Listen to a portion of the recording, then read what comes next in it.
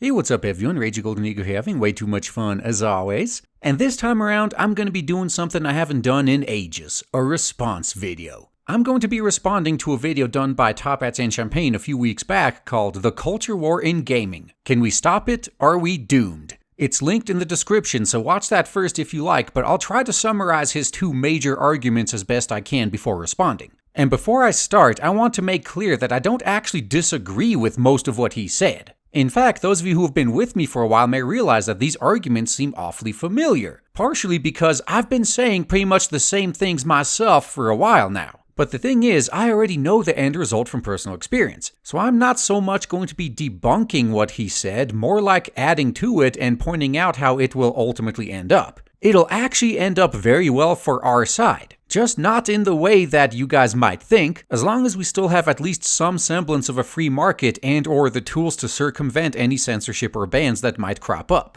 Either way, let's get to it. You can pretty much summarize his video into two major points which I'll be discussing. The first of these major points that he makes is identical to one I made a few years back, and that being the fact that there actually is one and only one compromise we can make with the SJWs. And that is adding more options to everything. He brought up the case of Crusader Kings and how it has copious amounts of options to let you play the game as historically accurate or current year as you'd like. And given the fact that I've actually made this point myself on a few occasions, it's obvious I fully agree with him. This is the one and only compromise I would be willing to accept. Hell, not just willing to accept, I always push for more options. The more options, the better. But the problem is the other side is not willing to make this compromise. Unlike us, they don't hold the live and let live philosophy. They are incapable of the simple thought of if you don't like it, don't buy it. They are actively trying to force their regressive religion onto all of the rest of us for our own good, whether we want to or not.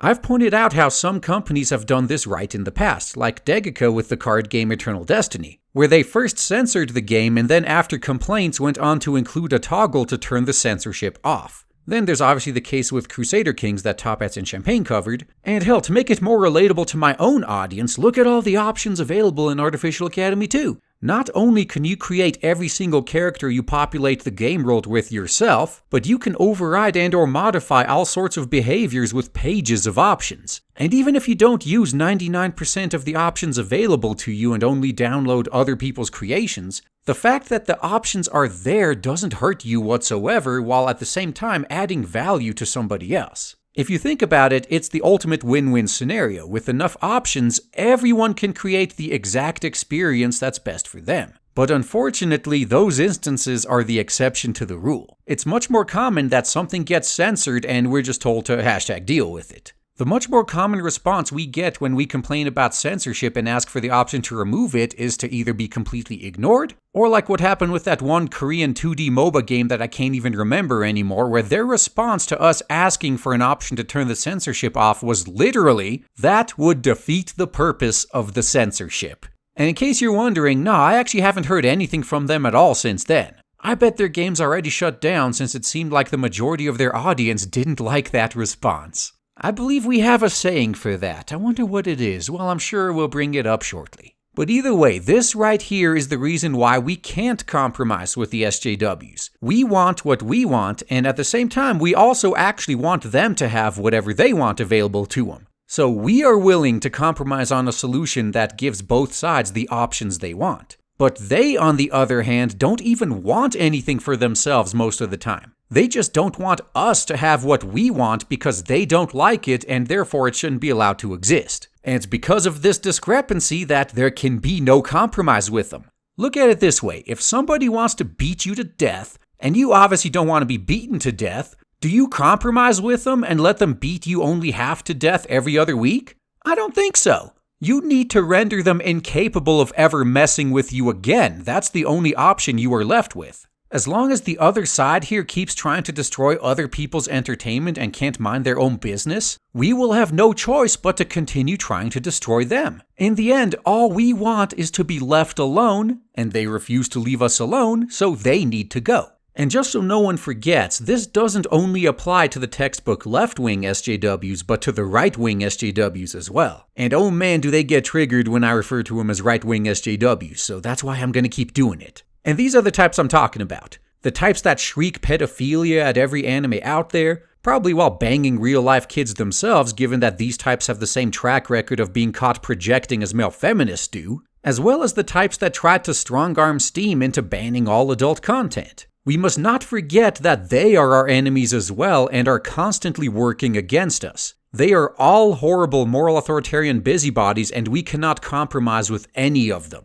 And just because they are not currently our biggest threat doesn't mean we should go easy on them, because they will just bide their time and lay the groundwork for a new attack while we are distracted. And we're seeing this right now with the video games cause violence crowd. You thought they disappeared? You thought we finally debunked them into obscurity? Nope, they were just waiting in the shadows as we were too busy with a new wave of censors, and now they are back with even more bogus studies quote-unquote proving that video games cause violence. So since they refuse to go away and leave us alone, as I've been saying all along, our only option is to shut them down. And thanks to the combination of a free market and the internet giving us all the tools we need to get around attempted bans and censorship, whether at a company or government level, we actually have more ways than ever to do this non-violently. When you really look at it, the core problem here is that we have religious zealots trying to force their regressive religion on us by destroying our entertainment and or other things we love. But conveniently for us, given what their targets are, this also gives us the perfect solution on how to deal with them. Remember, this is optional entertainment media we are dealing with here. This is not a necessity. We can live without it. We don't need to compromise.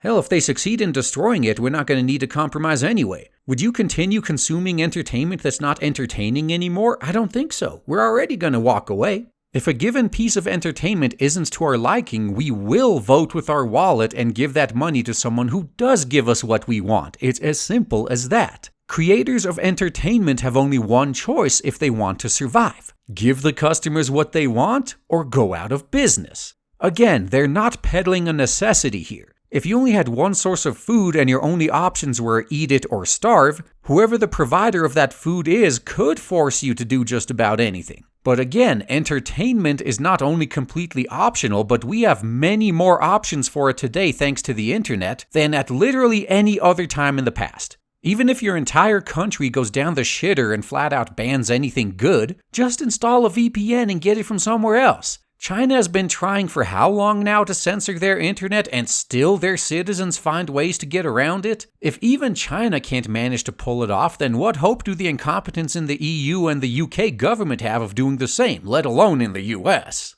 So it's actually thanks to the glory of the free market and the phrase "get woke, go broke" that we will ultimately get what we want without any compromise being necessary. We have more choice now than we've ever had before. We can afford to completely drop a game or a developer or even an entire form of media, like most of Western entertainment, at just the hint of the slightest SJW infection, because there are thousands of other options for us out there to enjoy.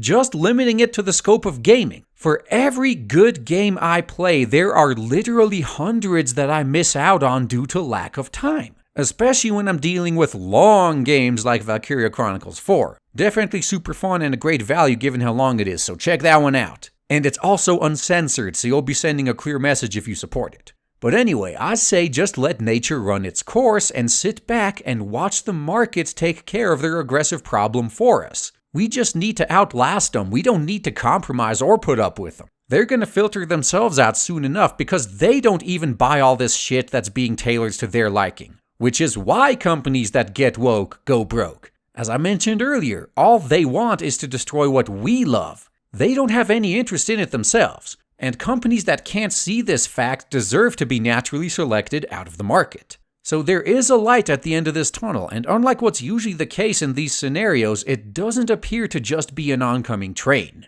For our part, all we need to do is stop being loyal to specific companies and or franchises and be willing to branch out into new territory where we are more than covered for good entertainment. And wow, that was probably a long time already, but I promised to get to 2 major points. So the second major point I want to cover that Top Hats and Champagne brought up is what this constant culture war is doing to us and how we see a battlefield everywhere. He used himself as an example and brought up that he's starting to notice and be bothered by things that would have been inconsequential in the past. and is basically noticing that he's getting to a paranoid state where he sees SJW agendas in everything. And Diversity in Comics actually made a similar point in the comics scene where he coined the phrase black woman fatigue.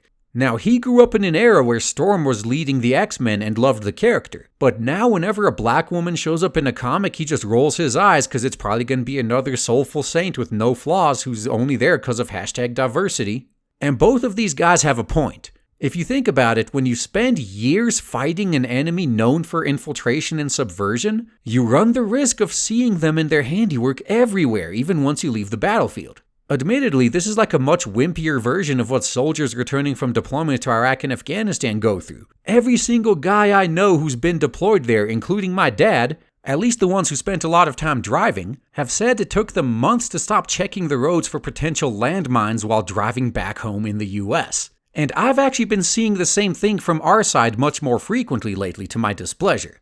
I've likely done this myself. Even though I like to think I actually put a conscious effort into making sure I don't do any of this. Hell, if I saw nothing but SJW agenda in Land of the Lusters, for example, like some people did, I would have missed out on one of my favorite anime and manga. But even then, I wouldn't be surprised if something I recognized as SJW agenda pushing was actually just innocently put there because the creator wanted it. So in this sense, the second point that Top Hats and Champagne brought up is, in my opinion, much more important than the first. Because while the first is ultimately a non-issue thanks to the free market and get woke, go broke, this one on the other hand runs the risk of us turning into the villains and going on witch hunts if we are not careful and self-aware. And I unfortunately already see this a lot when it comes to criticism of anime.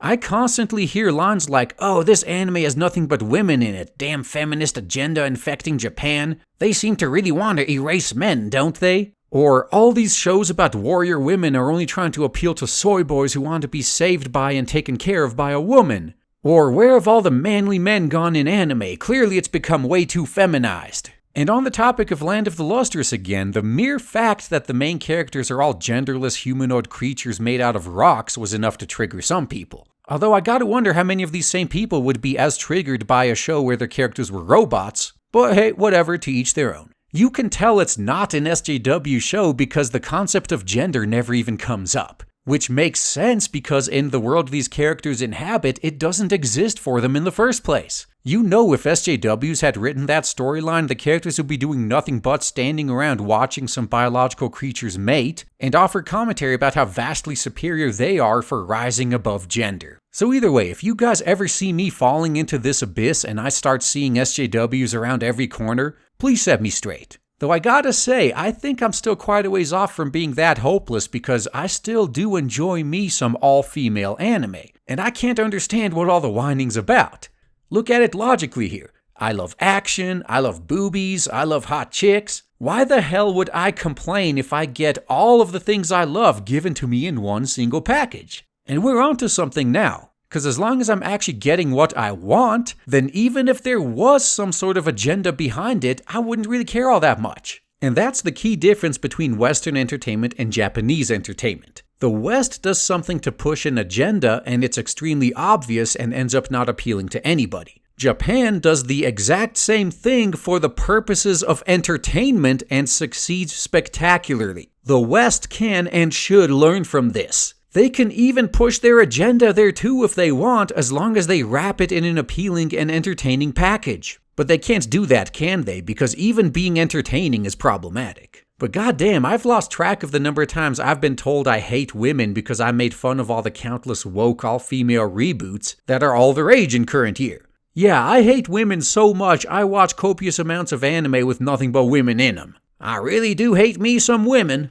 And on a final note, to illustrate how anime is vastly different from the SJW agenda pushing we see in the West, let's take a look at the Tale of Two Spices. On the Western side, we got High Guardian Spice, the Crunchyroll/Elation original show that was advertised mostly by touting how diverse the staff working on the show was, with very minimal mention of the show itself. Barely a peep about it. And while I didn't attend Crunchyroll Expo myself, I heard that at the panel where they were talking about that show, they basically said that most of these characters are lesbians. So if I don't end up liking it, I'm both a misogynist and a homophobe. Meanwhile, Japan just put out a show by the name of Release the Spice, which has so far anyway been a pretty damn awesome action and spy anime about an all-girl team with some very heavy Yuri lesbian undertones in it. I've really been enjoying it so far, and combine that with the fact that I watch every Yuri anime that comes out there, yeah, I'm clearly a misogynist and a homophobe, aren't I? The point is, creators' intent comes through in the final product. There's very few creators out there who can disguise that, and these SJWs do not rank among them. For most of us, if you create something with the sole purpose of pushing an agenda, it's pretty obvious. Especially if you make it unappealing on purpose because making it appealing is somehow against your own agenda. On the other hand, if you create something with the intent of entertaining your audience first and foremost, you can include the exact same themes and messages in your content and they will be readily accepted. So let the free market do its job, and just keep an eye on yourself to make sure you don't start seeing witches everywhere, and it's only a matter of time until we naturally win. And oh boy do I look forward to all the derangement we will see when the SJWs are finally forced to face the reality of the fact that they have been on the wrong side of history all along. And that's all I gotta say, guys. Thanks for listening.